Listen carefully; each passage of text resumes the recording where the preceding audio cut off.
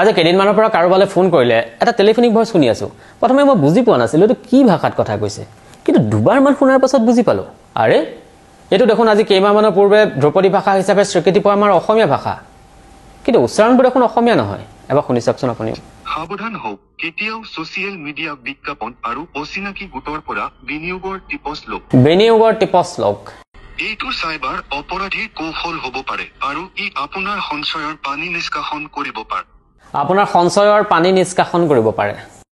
এনে যিকোনো এটা তৎক্ষণাত ৰাষ্ট্ৰীয় সাইবাৰ হেল্পলাইন নম্বৰ লৈ ৰিপৰ্ট কৰক গৃহ মন্ত্ৰালয়ৰ দ্বাৰা জাৰি কৰা হৈছে আমাৰ অসমীয়া শব্দসমূহৰ উচ্চাৰণ কেতিয়াৰ পৰা এনেকুৱা হ'ল অসমীয়া ভাষাই দ্ৰৌপদী ভাষা হিচাপে স্বীকৃতি পোৱাৰ পাছত ভাৰত চৰকাৰে অসমীয়া শব্দবোৰৰ উচ্চাৰণবোৰ সলনি কৰিলে নেকি ভাৰত চৰকাৰ বুলি এইভাবে কৈছো কাৰণ এই যি সতৰ্কবাণী শুনিলো এই সতৰ্কবাণীটো প্ৰচাৰ কৰিছে ভাৰতীয় গৃহ মন্ত্ৰালয় হয়তো চাগে এই কথাখিনি হিন্দী বা ইংৰাজীত আছিল তেওঁলোকে অসমীয়ালৈ ৰূপান্তৰ কৰিলে এআইৰ জৰিয়তে আৰু সেইভাবে এনেকুৱা এটা অদ্ভুত ৰূপ ল'লে আজি কেইমাহমানৰ পূৰ্বে আমি কোনোবা এখন শ্বপিং মলত অৰ্থনীতিৰ উতলা চাউল দেখিবলৈ পাইছিলো তাৰোপৰি বিদেশী প্ৰসাধন কোম্পানীসমূহে চহৰত যিসমূহ ডাঙৰ ডাঙৰ হৰ্ডিং আৰে সেই হৰ্ডিংসমূহলৈতো চাবই নোৱাৰি ৰাষ্ট্ৰীয় ঘাইপথৰ ফলকসমূহো একেই মুম্বাইত ডাবিং কৰা অসমীয়া টেলিভিছন চেনেলত বাজি থকা কমাৰ্চিয়েল এডসমূহতো বাৰে বিং কৰা ভুল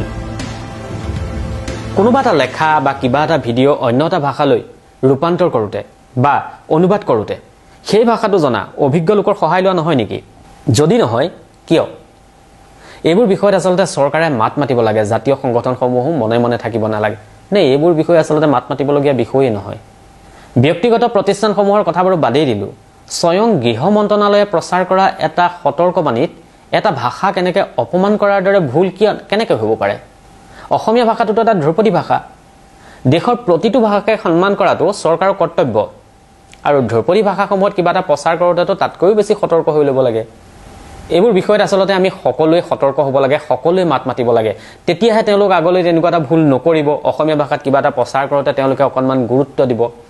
তিনিচুকীয়া অতি ভিতৰুৱা গাঁও এখনৰ গেলামালৰ দোকান এখনত ইংৰাজীত নাম ফলক এখন লিখি থোৱাৰ বাবে সেইখনত আমি ক'লা চিয়াঁহী খানি থাকি লাভ নাই যদিহে আমাৰ ভাষাটোৰ গুৰুত্ব দিল্লীতেই নাই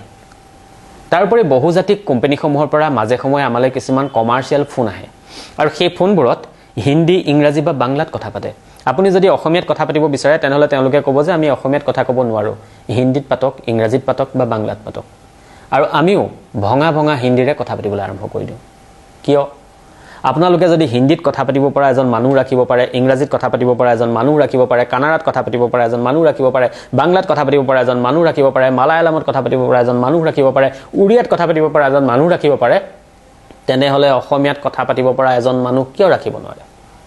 ভুল তেওঁলোকৰ গাত নাই ভুল আমাৰ গাতো আছে আমিওতো অসমীয়াত কথা পাতিব বিচাৰিব লাগিব তেওঁলোকে অসমীয়াত কথা পাতিব নাজানো বুলি ক'লে আমি ভঙা ভঙা শব্দৰে হিন্দীত কথা পাতিবলৈ আৰম্ভ কৰি দিওঁ তেওঁলোকে প্ৰয়োজনেই বোধ কৰা নাই অসমীয়া কথা ক'ব পৰা মানুহ এজন ৰখাৰ কিন্তু আমি লাখ লাখ মানুহে যদি অসমীয়াত কথা পাতিব বিচাৰো তেনেহলে তেওঁলোকেও অসমীয়াত কথা পাতিব পৰা এজন মানুহ ৰাখিবলৈ বাধ্য হৈ পৰিব এইবোৰ বিষয়ত আমাৰ গুৰুত্ব দিয়া সময় আহি গল এই বিষয়বোৰত আমি আচলতে গুৰুত্ব দিব লাগিব গতিকে আহক সতৰ্ক হওঁ এতিয়াৰ পৰা আমি নিজৰ ভাষাটোক ভাল পাবলৈ আৰম্ভ কৰো প্ৰথমে আমি নিজে ভাল পাব লাগিব নিজে কথা পাতিব বিচাৰিব লাগিব তেতিয়াহে আনে আমাৰ ভাষাটোক গুৰুত্ব দিব বা ভাষাটোক সন্মান কৰিবলৈ শিকিব গতিকে আহক এতিয়াৰ পৰা কোনোবাই যদি আমাক এনেদৰে কোনো কোম্পানীৰ পৰা আমালৈ টেলিফোনিক কিবা ফোন আহে তেনেহলে আমি এতিয়াৰ পৰা কেৱল মাত্ৰ অসমীয়াত কথা পাতিম তেওঁলোকে যদি হিন্দীত কথা পাতিবলৈ কয় আমি কম আমি অসমীয়াত কথা পাতিম তেওঁলোকে যদি ইংৰাজীত কথা পাতিবলৈ কয় বাংলাত কথা পাতিবলৈ কয় তেতিয়াও আমি নামাতো আমি কম আমি কেৱল অসমীয়াত কথা পাতিব খোজো এনেদৰে যেতিয়া লাখ লাখ হাজাৰ হাজাৰ মানুহে আমি অসমীয়াত কথা পাতিবলৈ বিচাৰিম তেতিয়া তেওঁলোকেও অসমীয়াত কথা পাতিব পৰা এজন মানুহ ৰাখিবলৈ বাধ্য হৈ পৰিব নহলে আৰু কিছুদিনৰ পাছত দোকানে দোকানে অৰ্থনীতিৰ উতলা চাউল ওলাব বাহিৰৰ মানুহে আমাক টিপছ দিব আমাৰ যিখিনি সঞ্চয় আছিল অতি কষ্টৰে কৰা সেই সঞ্চয়খিনিত পানী নিষ্কাশন হ'ব গতিকে আহক এইবোৰ বিষয়ত গুৰুত্ব দিওঁ আৰু মুখ্যমন্ত্ৰী মহোদয়কো এই বিষয়টো অৱগত কৰিলো যাতে আপুনিও এই বিষয়টোত অকণমান গুৰুত্ব দি যাতে গৃহ মন্ত্ৰালয়লৈ লিখে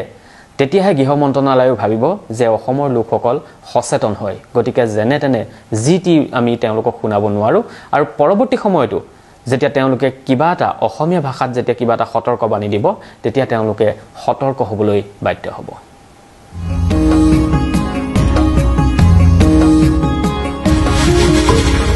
Oh